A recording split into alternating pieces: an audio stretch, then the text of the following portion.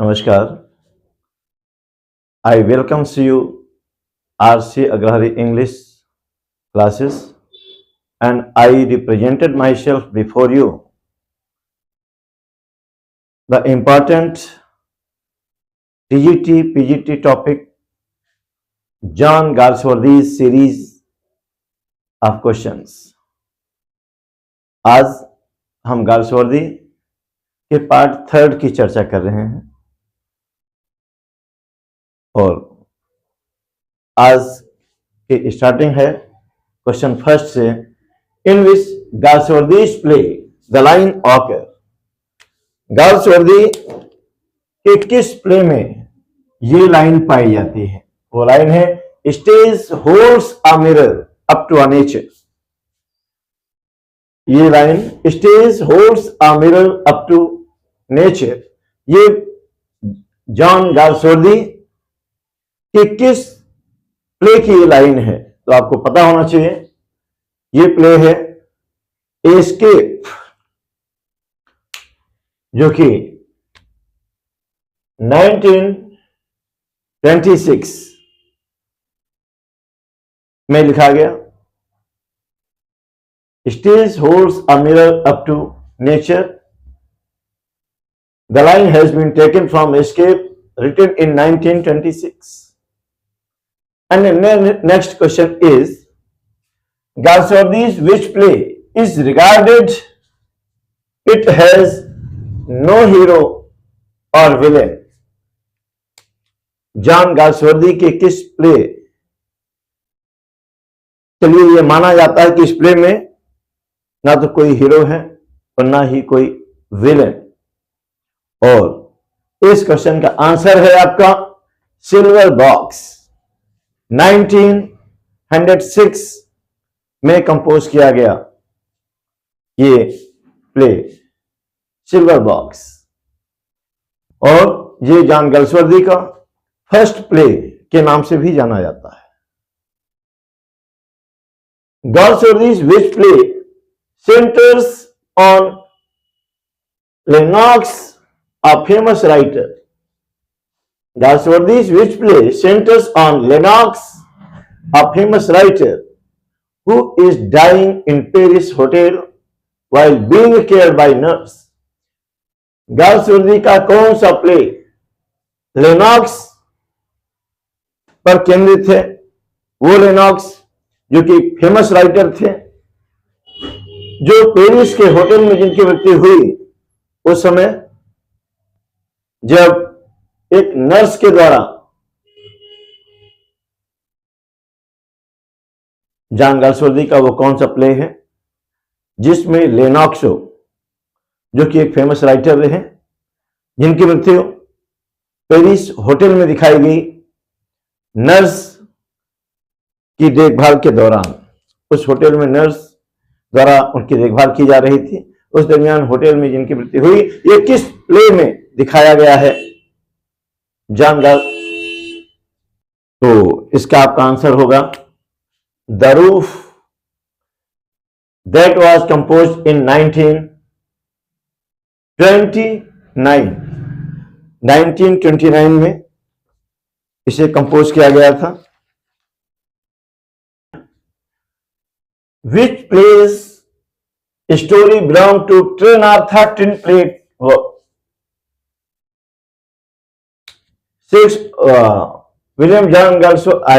John Galsworthy के किस play की स्टोरी कनेक्ट होती है ट्रिनार्था टिन प्लेट वर्क से? तो strife, that was composed in 1909.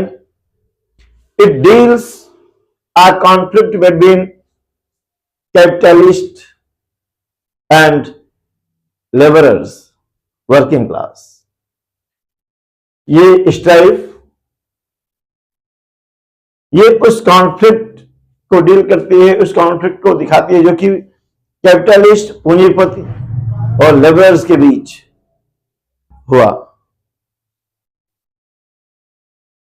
तो स्ट्राइफ ही सेनाथा टेम्पलेट वर्क्स से बिलोंग करता है, जिसे जॉन गाल्सवर्दी ने 1909 में लिखा। The writer the character Cowley and Winster, the character Cowley and Winster belongs to which play of John Galsworthy? तो मैं आपको बता दूं, कैरेक्टर कावले और कैरेक्टर विंस्टर ये जॉन गाल्सवर्दी के फेमस प्ले जस्टिस, जो कि 1910 में पब्लिश हुआ। तो ये जस्टिस 1910 के कैरेक्टर हैं। कावले ये बैंक क्लर्क है इस ड्रामा में, बैंक क्लर्क या कैशियर कह सकते हैं, जबकि विंस्टर ये डिटेक्टिव का रोल प्ले करता है। नेक्स्ट क्वेश्चन है आपका, which type of play is little man? Little man ये किस प्रकार का प्ले है, तो आपको जानना चाहिए। Little man is a one act play. ये वन एक्ट प्ले है। Little man is one act play. And your next question is, which play shows clash between the old class of noble and aristocrat and new rich class or owner of industries? John Galsworthy का वो कौन सा play है जो दो classes के बीच संघर्ष दिखाता है? एक क्लास है ओल्ड क्लास ऑफ नोबल्स और अरिस्टोक्रेट, और सेकेंड क्लास है न्यू रिच क्लास और ओनर ऑफ इंडस्ट्रीज। पुराने सामंत या पुराने रईसों और नए रईसों जो कि इंडस्ट्रीज के ओनर हो गए थे, उनके बीच जो क्लैश दिखाता है, जो स्ट्रगल दिखाता है, वो ड्रामा है स्किन गेम। स्किन गेम 1920 में पब्लिश हुआ। जॉन गाल्सवर्दी के पॉपुलर प्लेस में है। And now we are going to discuss on John Galsworthy's first play silver box in detail. As you are watching, there is mentioned Silver Box that was published in 1906, and you should also know that the Silver Box is a 3-act play. ये 3-act play है, and this play is based on the idea that there is one law for the rich and the other for the poor. ये इस idea पर John Galsworthy ने इस drama को dramatise किया, जिस पर यह दिखाने का प्रयास किया गया कि कानून के द्वारा, कोर्ट के द्वारा भी पार्शियलिटी की जाती है। बताया जाता है एक रूल ये रईसों के लिए है और दूसरा रूल ये गरीबों के लिए है। और इसके कैरेक्टर हैं जैक,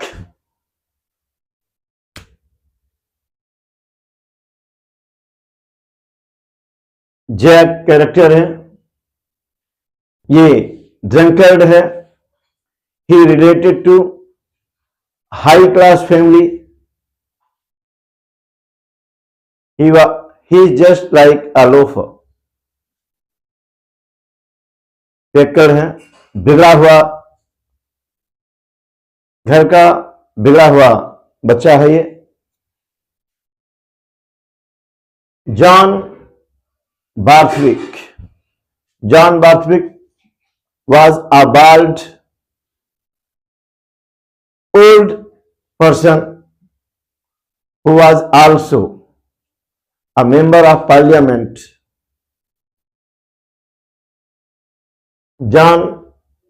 कभी कभी जॉन बार्थविक की पर्सनालिटी पूछी जाती है कि कैसे हैं। ये बाल्ड है, सिर पर बाल नहीं है, ये मेंबर ऑफ पार्लियामेंट है, ये अपने आप को काफी सिंपैथेटिक फोर्स के प्रति दिखाता है, लेकिन इनफैक्ट वो ही has no sympathy for poor and sufferers. John Barthwick Jack के फादर हैं, father of Jack.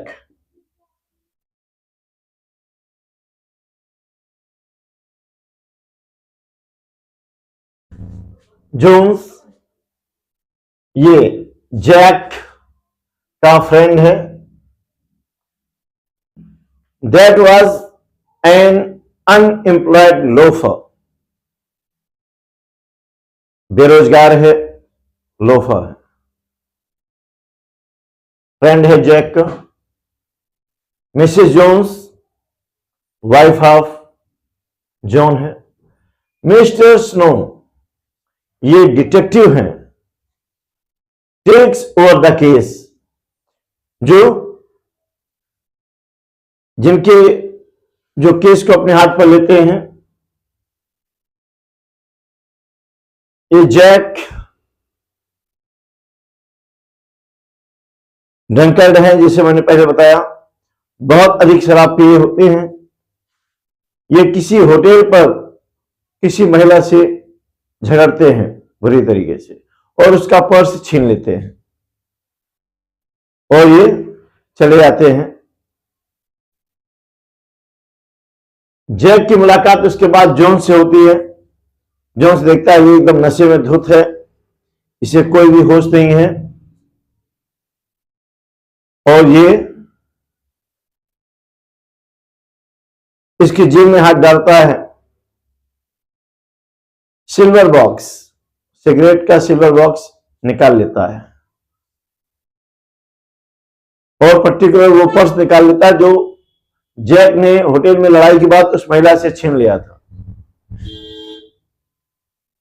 Mrs Jones ये 4 वुमन है बार्थविक फैमिली की, 4 वुमन।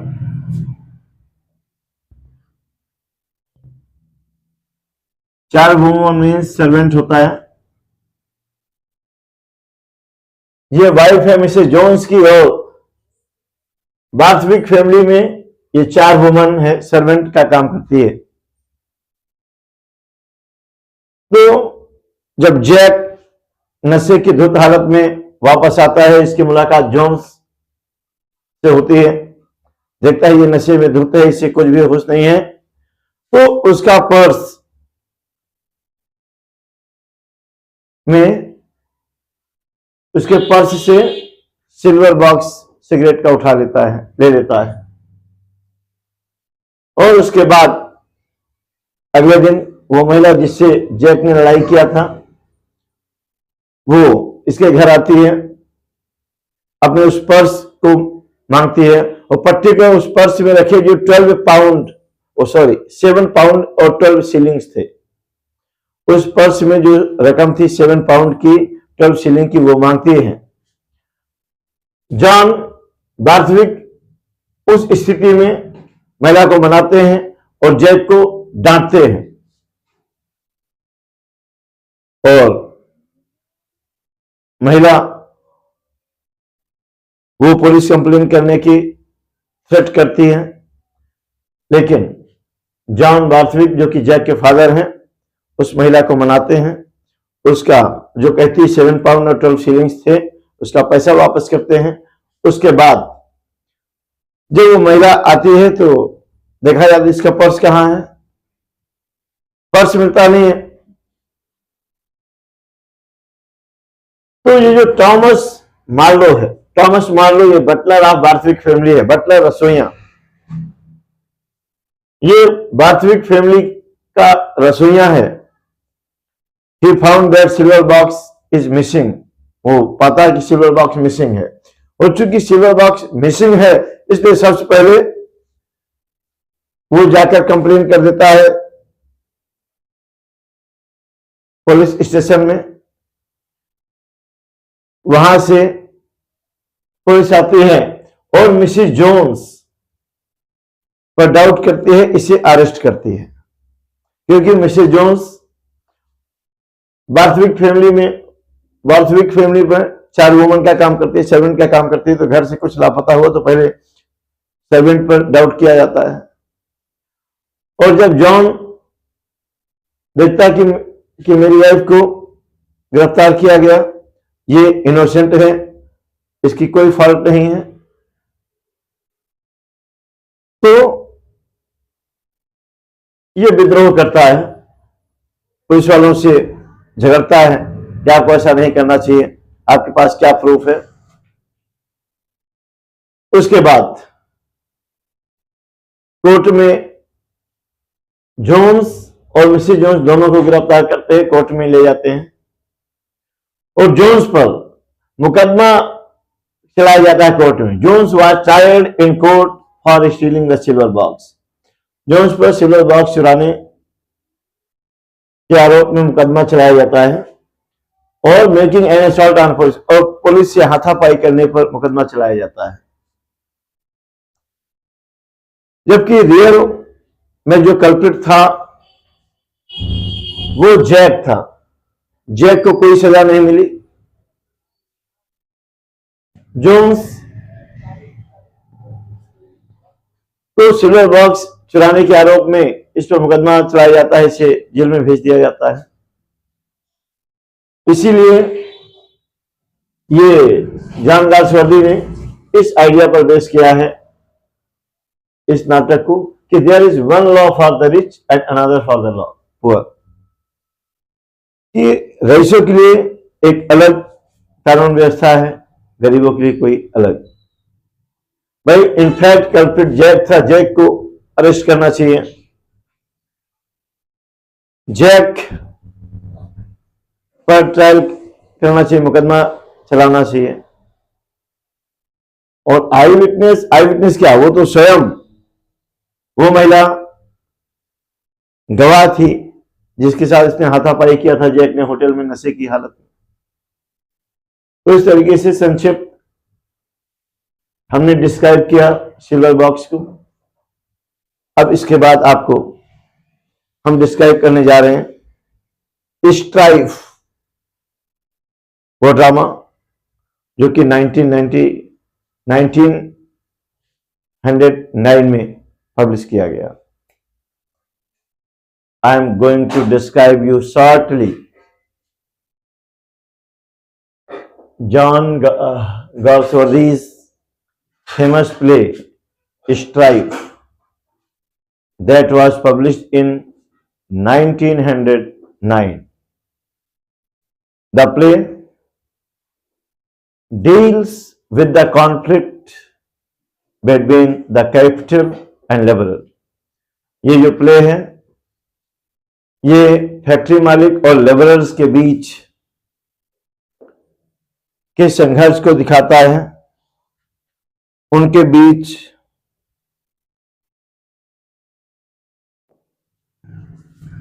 स्ट्राइक को दिखाता है।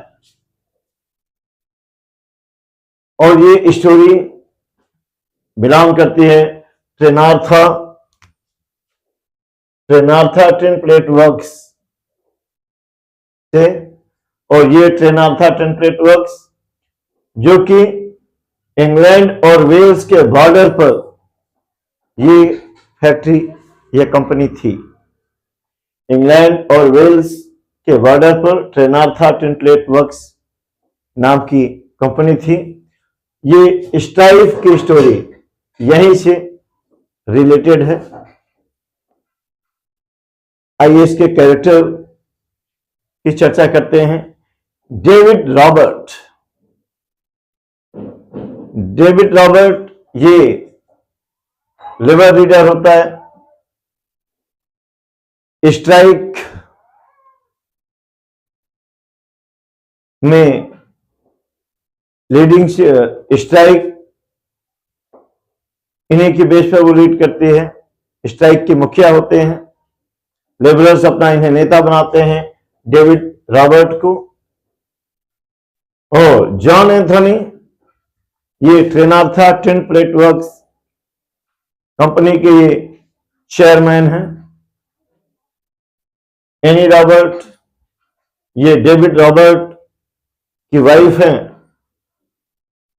और आपको मैं बता दूं, एनी रॉबर्ट